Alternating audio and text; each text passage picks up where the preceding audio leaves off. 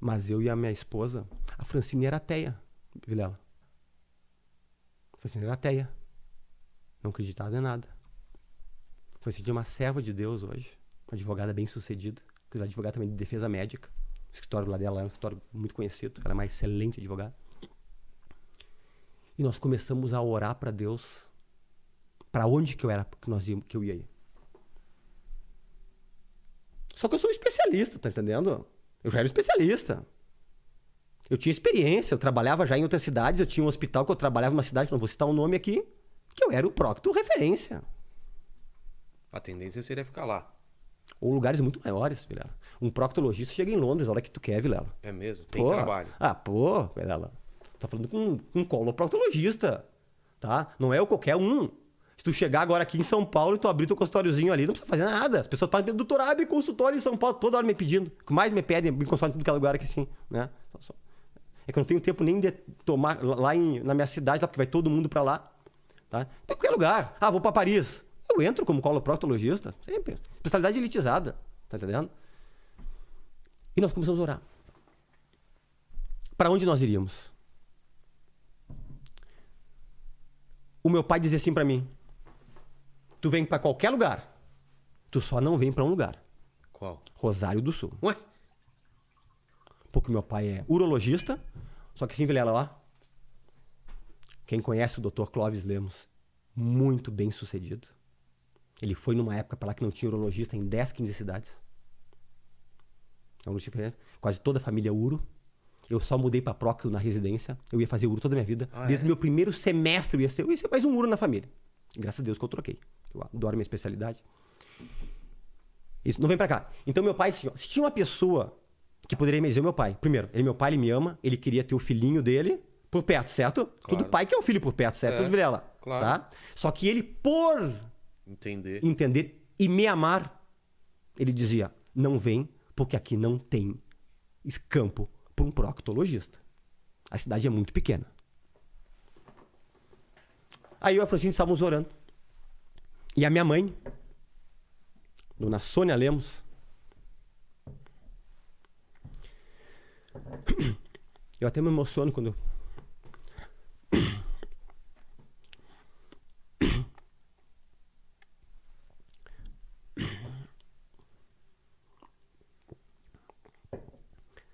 a minha mãe é uma das melhores pessoas do mundo, Vilela. O coração dela. Ela chega a parecer boba de tão boa que ela é. Não sei se eu conheço alguma dona Sônia Lemos nessa vida aí. Deve ter perdido por aí. Mas como ela, a gente não tem. E ela tinha um grupo de oração, tem ainda, com umas irmãzinhas da igreja.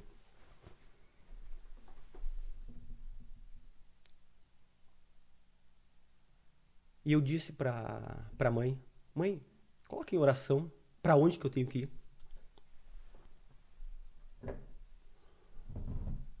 Tu quer saber o que aconteceu, Vilela? O quê? Deus acordou uma criança de 6 anos. Neto de uma das irmãs que faziam o grupo de oração da minha mãe. E acordou essa criança e disse que como o quarto dele ficava como se fosse iluminado. E veio uma voz e disse pra criancinha, manda avisar pro Fernando Lemos que é pra ele vir pra Rosário do Sul. Deus falou com uma criança que não me conhecia direito. 6 anos, Vilela. 6 anos. Aí essa criança contou. Uma coisa tão específica. Assim. Contou pra avó.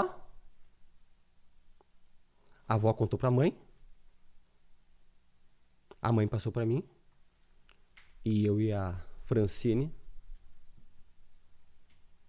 Deus falou conosco. E disse, nos deu paz no coração. É pra Rosário do Sul que tu vai. Se eu não fosse Vilela, eu acho que eu não seria o Dr. Fernando Lemos, do Planeta Intestino, que vem pessoas do mundo todo para Rosário do Sul.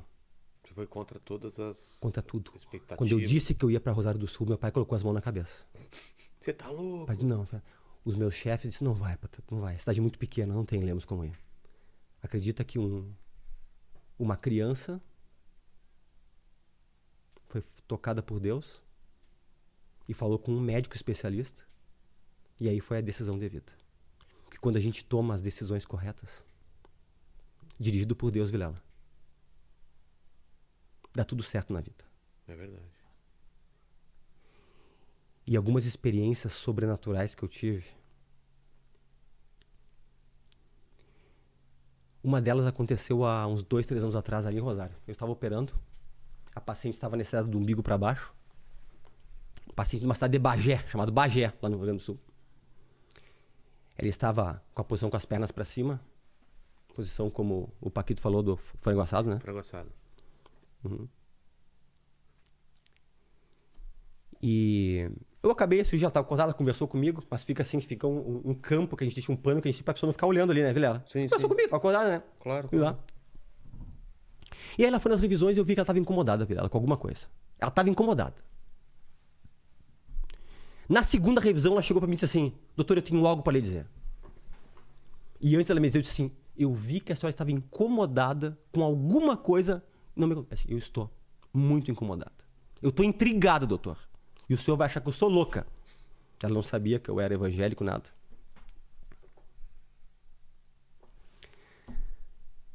Ela disse: o senhor estava no meio das minhas pernas, assim, lá, eu assim, entendeu, Vilela? É como se tu fosse ela, a cabeça dela aí, e eu aqui, operando. Tá. Só com o campo separando aqui. Ela não conseguia te ver. Não conseguia me ver, só o campo assim. Tá. Ela conseguia olhar por cima do campo para lá. Quando eu olhei para lá, eu olhei alguém em cima do Senhor, com o formato de Cristo e com a mão no queixo lhe olhando todo o tempo. E do ladinho tinham seres que pareciam anjos. Só que eu sou ateia, doutor. Eu não acredito em nada dessas enganações. Só que eu fechei meus olhos. E o senhor lembra que uma hora eu falei com um anestesista só para ver se eu estava acordada? E eu fechei e eu abri. E todo o tempo, aquele ser estava parado e olhando o senhor para baixo. E eu disse para ela: não foi ilusão. Esse é o meu amigo, que eu convido todos os dias para participar das minhas consultas e das minhas cirurgias. Eu não consegui ver ele, mas Deus tem algo com a senhora, para a senhora crer, para a senhora confiar. Isso aqui. Essa paciente é minha paciente até hoje. Teve uma outra situação bem parecida, uma senhora que começou a dizer que viu anjos passando por cima da minha sala cirúrgica, enquanto estava comigo operando também. É porque médico é uma das profissões Mais céticas. É, Céticas que não acreditam em nada. exato. Tá entendendo? Só na ciência o que é. É. E outra que eu tive para finalizar essas aqui, essa foi uma experiência muito pesada, quase de filme. Não vou citar o nome do hospital de Porto Alegre, só vou dizer o quarto 109, que eu nunca mais esqueci. Isso aconteceu há 19 anos atrás. Me chamaram numa madrugada, minha equipe, eu era ainda residente. E sabe aquela, quando tu tá na juventude, que tu fica um pé na igreja, um pé no mundo? Sabe que todo mundo passa? Sei, tipo Né? o Lênin. É? Assim, Né? Sabe, lá. Eu nunca saí da igreja, mas sabe aquela coisa assim, aquela convicção que tu acaba perdendo, né? Sei. Né? E aí chamaram, e aí desceu um monte de equipe para lá para reanimar o paciente lá, né? E tinha um monte de residente, né? Porque lá tinha uma briga quem ia chegar primeiro, o residente da cirurgia ou os da clínica para reanimar, para tu aprender a fazer a reanimação lá. E tinha umas 10 pessoas no quarto, umas enfermeiras. E tu reanima por 30 minutos. Essa é a regra mundial. Se não saiu em 30 minutos, não. Acabou. Acabou. Foi reanimado 30 minutos. E quem tinha chego era eu. Então, primeiro do que os outros. Então quem dominava, quem mandava lá era eu. Porque quem chega primeiro é o que comanda tudo lá. Que é o Tá, responsável. tinha o pessoal da enfermagem ali, ajudando, um abusando, um massageando. E eu tava massageando, e outro aqui sim. E faz atropina, e faz adrenalina. Na época de gente faz tudo isso aqui. Quando bateu 30 minutos, eu disse: não, pessoal, nós vamos tocar mais um pouco. Tem que obedecer quem tá no comando. Bateu 30 minutos, Lemos. Os colegas falaram assim: não, vamos tocar mais um pouquinho. Resumo, a gente foi até mais ou menos perto dos 45 minutos. O homem não voltou. E era um paciente que a minha equipe tinha operado. E nós ia dar alta pra ele no outro dia. Poxa. E nós tínhamos avisado pra família que ele ia ter alta, um câncer de pâncreas. E me acontece essa, talvez eu tava nessa ânsia de tocar mais porque eu queria que ele retornasse, porque eu disse pra família que ele ia ter alta no outro dia. O cara morreu. Aí quando acabou, tá, vamos lá, tira daí, vai guardar as coisas tudo aí. Daqui a pouco, esse homem começou a se retorcer na cama. Porque nós médicos somos céticos, sabe? Existem umas mioclonias involuntárias, que são uns movimentos que pode acontecer, que a pessoa tá morta e pode ter. É? Mesmo Pode. depois de morto? Eventualmente tem. Mas mioclonia, porque a gente médico, a gente sempre quer achar uma explicação por umas coisas que não tem. Mas aquilo lá aconteceu pra mim. Aquilo lá foi uma coisa que fez eu entrar pros trilhos. Ele começou a mexer. Só que ele começou a mexer um pouco pra mais, velho. E começou a fazer uns movimentos de se retorcer e uns grunhidos. Resumo da obra. 13 e pouco da madrugada, né? Aquele quarto esvaziou Rapidão. Até os pacientes, coitados, saíram com o soro na mão do quarto. Tinha 6 pessoas no quarto. Ah, é? Era um quarto do SUS. É um quarto grande do SUS aí. E só ficou uma pessoa no quarto com ele. Só eu. Porque o negócio aí é comigo. Tu acredita? Eu digo assim, ó, eu não tenho porquê inventar nada, que me conhece, sabe como eu sou. Até meia luz ficou no quarto. Diminuiu uma fase da luz. Filme de terror. Olha. Filme de terror. E eu consegui, com os meus olhos, Vilela, quase que ver, vamos chamar de espíritos maus, talvez, vamos dizer assim, buscando a alma daquele homem e saindo pelo quarto. Você viu vultos? Escuros, e aquele homem gritando, urrando, como se não quisesse ir para o lugar onde ele iria ir. Meu Deus. Isso aconteceu comigo. No meu primeiro ano de residência de cirurgia geral. Quem está ouvindo vai saber qual hospital que é, que eu não quero citar o nome. Tá. Aí eu... Opa, é comigo. Essa experiência, porque Deus não dá experiência só para alguma coisa. É comigo. Aí foi uma das coisas que fez eu dizer, olha, essa vida é passageira aqui. Depois daqui, tudo tá recém começando. E eu acho assim, ó, Vilela, quase impossível. Eu não consigo entender como é que médico não acredita em Deus. Não consigo entender. É impossível, Vilela. É impossível. E a maioria dos médicos não creem, Vilela.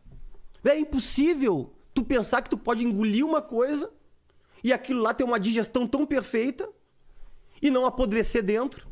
Ou eu te beliscar e milésimos de segundo subir até o teu cérebro e vir pelo ramo eferente te dar novamente uma sensação de dor e tu te arrepiar e dar nova adrenalina. É uma coisa tão perfeita, coisa impossível.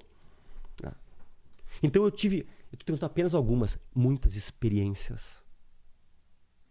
Mas esse cara, o que deu? Você foi embora depois? Quem? Vultos? Ele morreu. E ele pegou, depois que aqueles vultos se aproximaram dele, saíram como se fosse por uma janela de madeira que tinha ali. Eu me lembro até onde bem era a porta ali. E aí ele parou. Ele morreu, acabou tudo, aí morreu. Caramba. Buscaram a alma dele. Porque a eternidade é uma realidade. Vilela, quem já viu muitas pessoas morrendo, eu já vi. Todo médico já viu. Qual é a coisa Vilela, que é comum a todas as pessoas que Vilela, morrem? assim, ó, é muito... Tu já foi em velório? Já, claro. Já foi? Velório? Já. Ok. Você não tem uma sensação de soltar o boneco ali? É.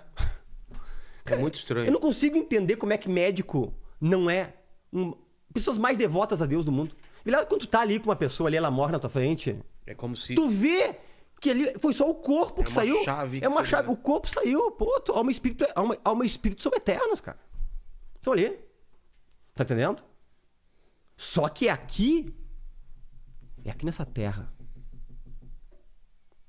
que a gente decide tudo. Não tem brincadeira.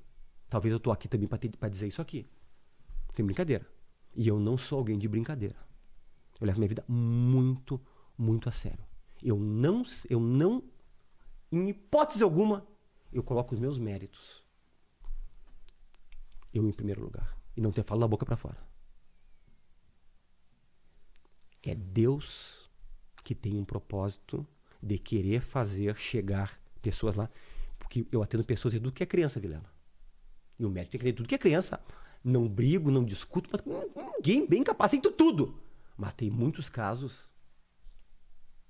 que entra oportunidade e eu sinto, é para falar para essa pessoa. E geralmente quando eu sinto isso de falar, Vilela, porque eu não tenho nem tempo na consulta, é tão rápido, né, Vilela, as consultas. E isso que as minhas consultas não são rápidas. A pessoa diz, pô, eu precisava ouvir isso aí. Ou, eu tô isso, eu tô aquilo. Aconteceu agora. Com um dentista do Canadá de Toronto, conversando comigo, uma telemedicina agora. Ah, é? Agora. 2 semanas atrás. Fui falar uma coisa pra ele e disse. Eu falei, teu problema não é doente, cara. Teu problema é outra coisa. E um cara muito culto conversando. Ele disse, eu sou desviado, eu luto contra isso, é isso aqui, e aí, isso aí. Mas eu incentivo a todos a tentar conhecer. Não falar, não ter o pré-conceito, né? Em relação a esse assunto aí.